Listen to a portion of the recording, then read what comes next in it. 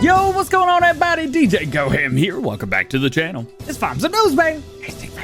Stupid lights won't listen to me, so I can't turn on the pretty ones. Anyway, today we've got 58 mods on the testing list. 2 maps have been removed in the last 2 days. We're going to talk about everything you need to know about the Vermeer DLC. And we've got 8 modders to talk about, including a new combine harvester from Sid Modding. Check it out. Starting off with the mods in testing, we have a total of 58 mods on the list today, down from 83 that was on Tuesday, which was the last update that we got. Out of those 58 mods today, 54 of them are Stage 1 or PC testing, and 4 of them are Stage 2, aka console testing. Some notable mods in Stage 1 of testing today include Advanced Farm Manager, Class Tucano 560-580, and House in the Shed, whatever that could be. Also in testing, we've got the Iveco 190-48, John Deere 1720 16R30 2012, and the John Deere 5060 STS Series.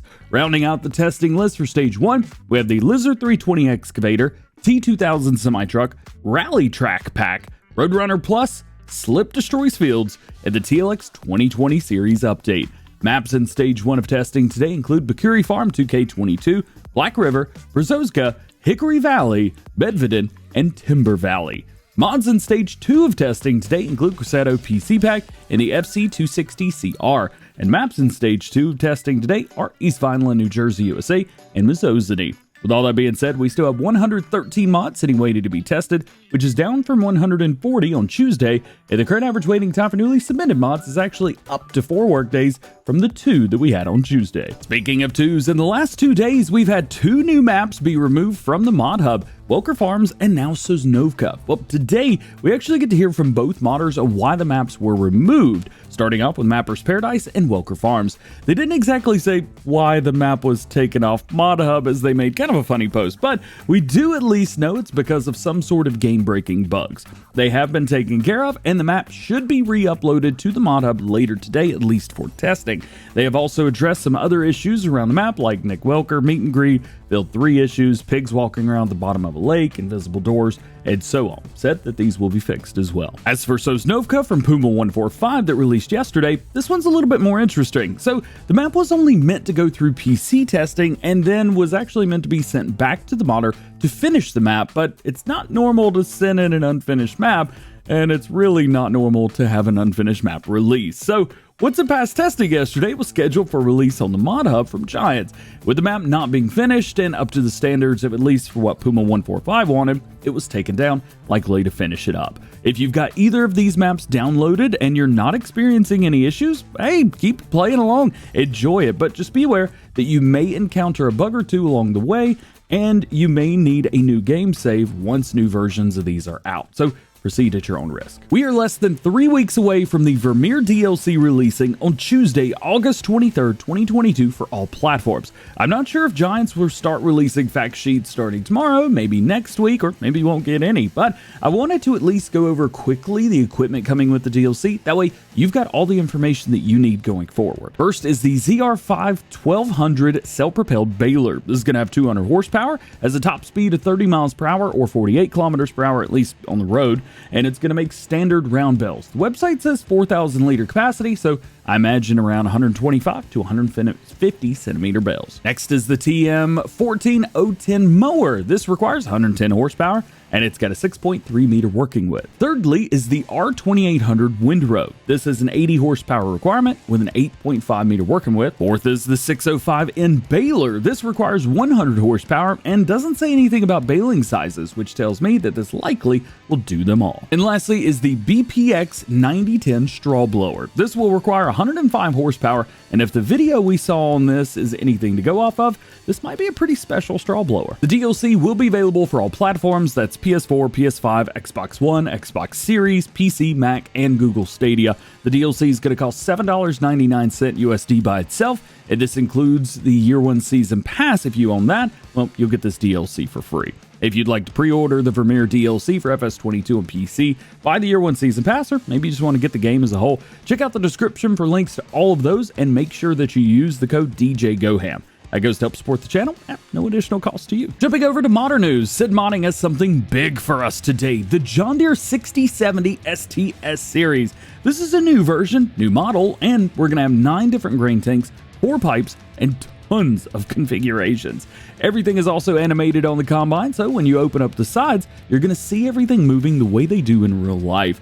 There's also a new interior for you to enjoy if you play in first person a lot, and the mod has already been sent off for testing for all platforms. It is currently pending testing, meaning it's waiting to be tested, basically. If you'd like to get a closer look at this machine, check out Sid Modding on Facebook. KRKC Modding says that after his Massey Ferguson 8700 update in the Massey Ferguson 7 and 8 pack that was released a few days ago, there was a big shadow error issue on the lights. Giants quickly helped to push out an update correcting this in the mod. So if you got an update to this tractor pack and didn't see it on the mod hub, or maybe you didn't see it in one of my videos, I don't think I made an update to this because I didn't even know about it. That is why. It should be showing as version 1.3.0.1. 82 Studios been up to something in the background the past few days, and we finally get to see it during his live stream yesterday. He's got 2 more versions of the X52 enclosed trailer, and he did some work on the TLX9000, showing the rigid version near the end of his live stream. I know you guys have been asking about that truck, and maybe you've been asking about this trailer as well.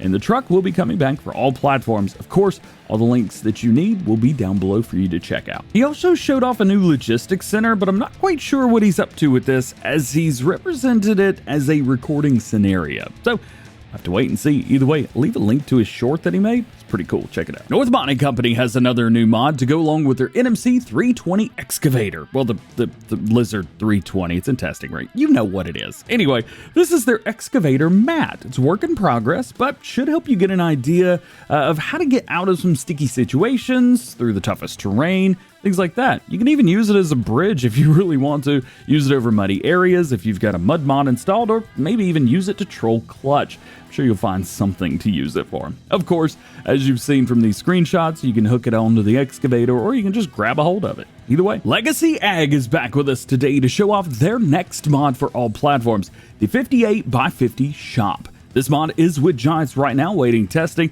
and we've got a little bit of information about it today, straight from Legacy themselves. Thanks for messaging me this morning. They say that this will be the first shop in farming simulator history to have a functional workshop trigger and a power washer together in one single mod, as this has never been possible before.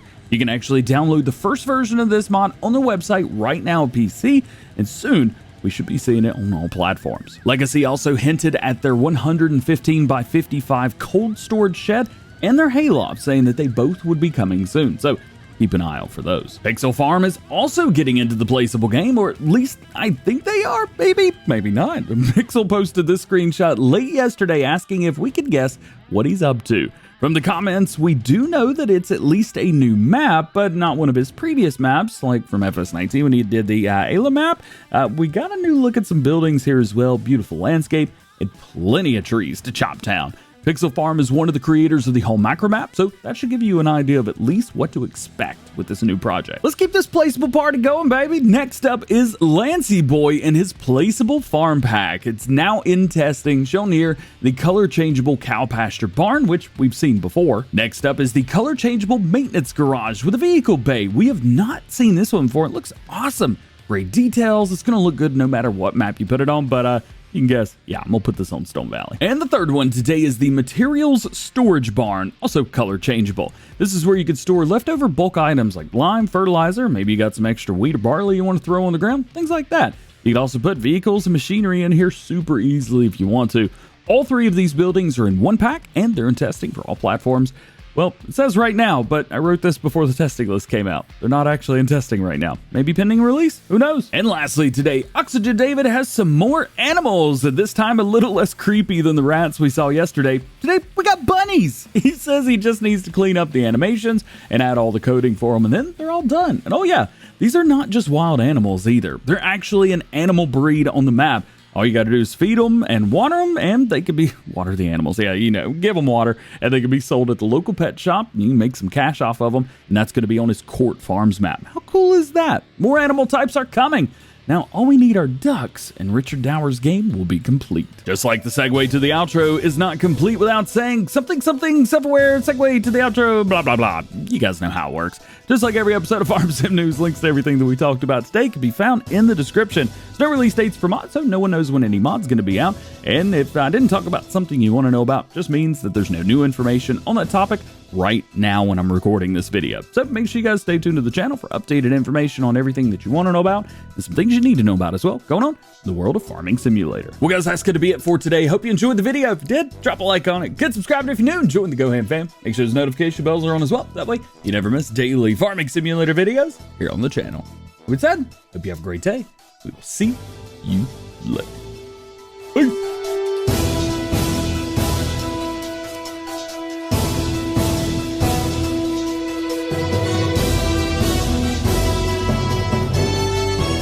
Probably should have mentioned that all of the lights are smart lights, so they're voice activated. That's why they won't listen to me. Can you imagine? Hey, light bulb, turn on.